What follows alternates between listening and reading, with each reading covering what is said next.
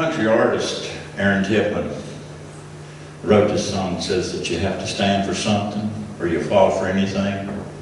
How many have heard that song?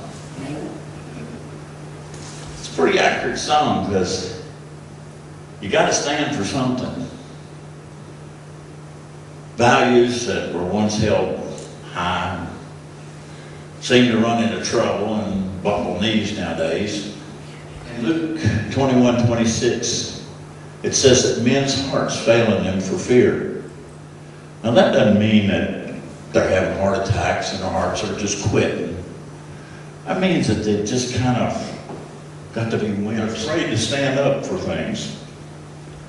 Well, that's none of my affair. That's none of my business. It doesn't bother me yet. The guy said, well, I don't like what they're doing, but it's not affecting me. So, well, it might be affecting somebody else, and it's wrong, but it's not affecting me. And that's why their hearts are failing, because they're not caring about their fellow man. There was a young man from Coventry, Connecticut. Should have looked it up, found out just where that place was, because biggest Connecticut is, I've never been to that particular town. His name was Nathan Hale. He graduated from Yale College. Nathan Hale was a young feller that he and his brother, ages 14 and 16, went to college together. And when they graduated, his brother went into the ministry, and Nathan Hale decided that he was going to take a stand and he was going to teach. Well, when he went to teach, first thing he found out was that women were left out of the educational system. Nathan Hale decided he was going to take a stand. He's going to do something about the fact that women couldn't be educated. They couldn't go to school.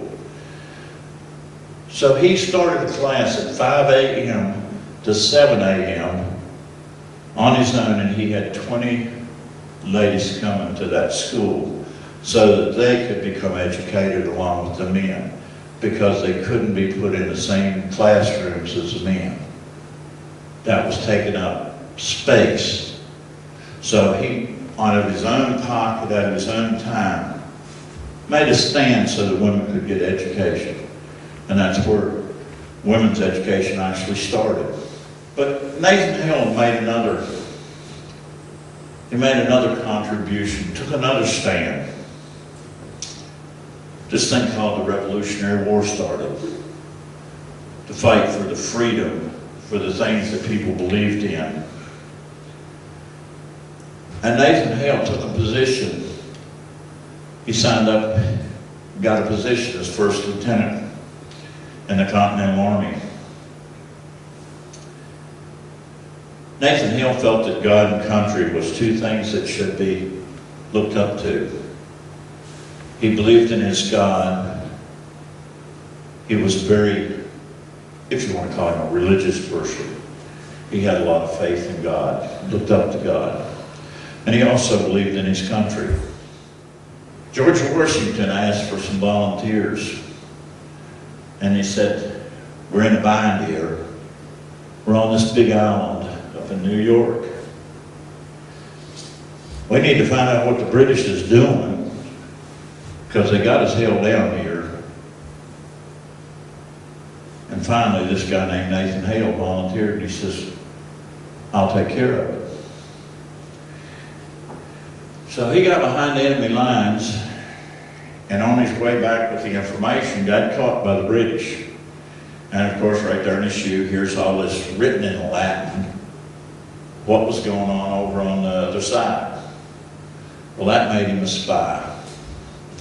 Without as much as a trial, the British took him out to a big laboratory there on what they called New York Island and hung him.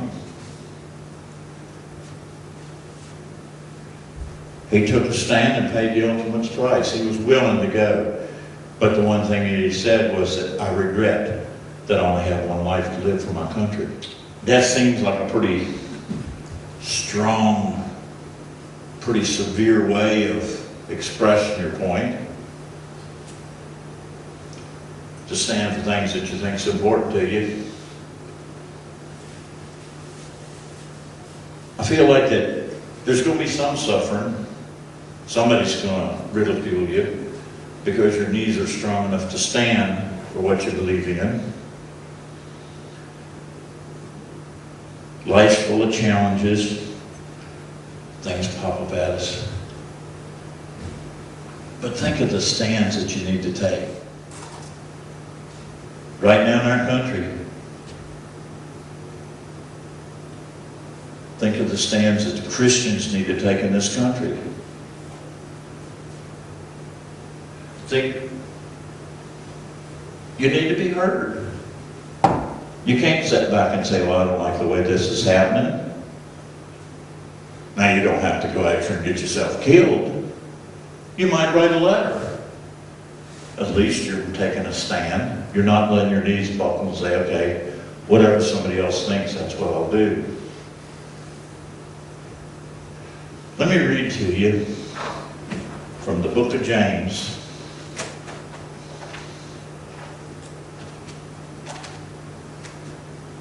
It comes from the first chapter,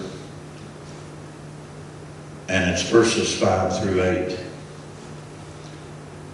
It says, if any of you lack wisdom, let him ask God, who gives to all men liberally, and upbraideth not, and it shall be given to him. So, verse 6 says, but let him ask in faith, nothing wavering. For he who wavers is like a wave in the sea, driven with the wind and tossed. 7 says, for let not that man think that he shall receive anything of the Lord. Verse 8 says, a double-minded man is unstable in all his ways. What this verse says, or these verses, says when we ask God for our ability to make decisions, that we have to be confident that God's going to answer them. When we take the stand that God expects us to take and asks us to take, we're not being double. I really believe that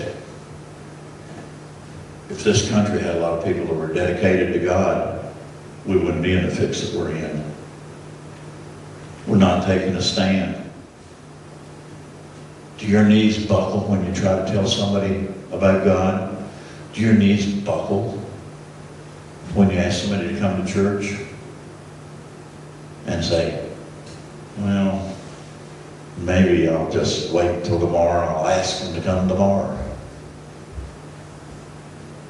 You've got to take a stand or you'll fall for anything. Believe me, Satan is out there and he's ready to pick you up when you fall. My prayer tonight is that everybody take a stand.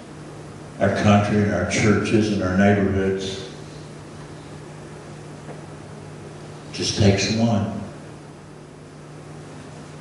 You can make a difference.